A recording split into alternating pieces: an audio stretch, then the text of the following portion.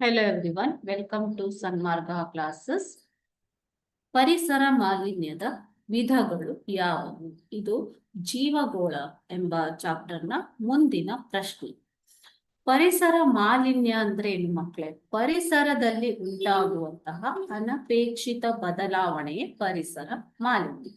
ಇದರಿಂದ ಮಾನವನಿಗೆ ಅಲ್ಲದೆ ಇತರ ಜೀವಿಗಳಿಗೂ ಕೂಡ ಹಾನಿ ಉಂಟಾಗ್ತಾ ಇದೆ.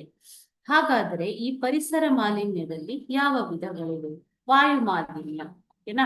ಸೊ ವಾಯು ಮಾಲಿನ್ಯ ಅಂತಂದ್ರೆ ಅನಪೇಕ್ಷಿತ ಚಟುವಟಿಕೆಯಿಂದಾಗಿ ವಾಯುವಿನಲ್ಲಿ ಉಂಟಾಗುವ ಬದಲಾವಣೆ. ಇದರಿಂದಾಗಿ ಮಾನವ, ಜೀವಿ ಮತ್ತು ಆಸ್ತಿ ಪಾಸ್ತುಗಳಿಗೆ ಹಾನಿ ಉಂಟಾಗುತ್ತದೆ.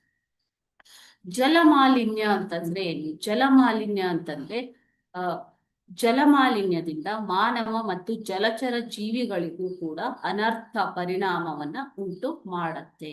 ಸೊ ಈ ನೀರಿನ ಭೌತಿಕ, ರಾಸಾಯನಿಕ ಮತ್ತು ಜೈವಿಕ ಗುಣಲಕ್ಷಣಗಳಲ್ಲಿ ಬದಲಾವಣೆ ಉಂಟಾಗುತ್ತೆ. ಜಲಮಾಲಿನ್ಯ.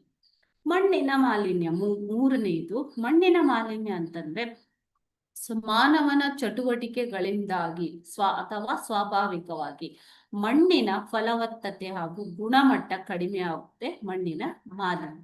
ಸೊ ಇದಕ್ಕೆ ಕೃಷಿ ತ್ಯಾಜ್ಯ ವಸ್ತುಗಳು, ಕೈಗಾರಿಕೆ ತ್ಯಾಜ್ಯ ವಸ್ತುಗಳು, ಗೃಹ ಬಳಕೆಯ ವಸ್ತುಗಳು, ನಗರ ತ್ಯಾಜ್ಯಗಳು ಇತ್ಯಾದಿಗಳು ಮಣ್ಣಿನಲ್ಲಿ ಸೇರಿ ಮಣ್ಣಿನ ಮಾಲಿನ್ಯ ಉಂಟಾಗುತ್ತೆ.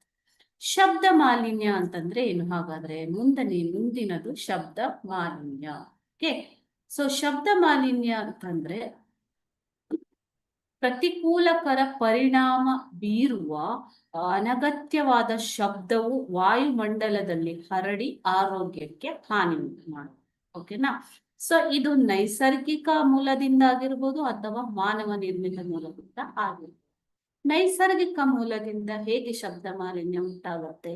ಗುಡುಗು, ಸಿಡಿಲು, ಮಿಂಚು, ಅತ್ಯಧಿಕ ಮಳೆ, ಆಲಿಕಲ್ಲು ಮಳೆ, ಜಲಪಾತಗಳು ಇತ್ಯಾದಿಯಿಂದ ಶಬ್ದ ಮಾಲಿನ್ಯ ಉಂಟಾಗ್ತಾ ಇದೆ. ಅದೇ ರೀತಿ ಮಾನವ ನಿರ್ಮಿತ ಮೂಲಗಳು ಅಂತಂದ್ರೆ ಕೈಗಾರಿಕೆಗಳ ಶಬ್ದ, ವಾಹನಗಳ ಶಬ್ದ, ಗಣಿಗಾರಿಕೆ ಶಬ್ದ ಅಲ್ವಾ, ವಿಮಾನಗಳ ಶಬ್ದ, ರೈಲುಗಳ ಅತಿಯಾದ ಶಬ್ದ, ಇವೆಲ್ಲವುಗಳಿಂದ ಶಬ್ದ ಮಾಲಿನ್ಯ ಉಂಟಾಗ್ತಾ ಇದೆ. ಓಕೆ, ಈ ರೀತಿ ವಿವಿಧ ಪ್ರಕಾರದ ಪರಿಸರ ಮಾಲಿನ್ಯಗಳು ಮಾನವನಿಗಷ್ಟೇ ಅಲ್ಲದೆ ಇತರ ಜೀವಿಗಳಿಗೂ ಕೂಡ ಹಾನಿಯನ್ನ ಉಂಟು ಮಾಡ್ತಾ ಇವೆ.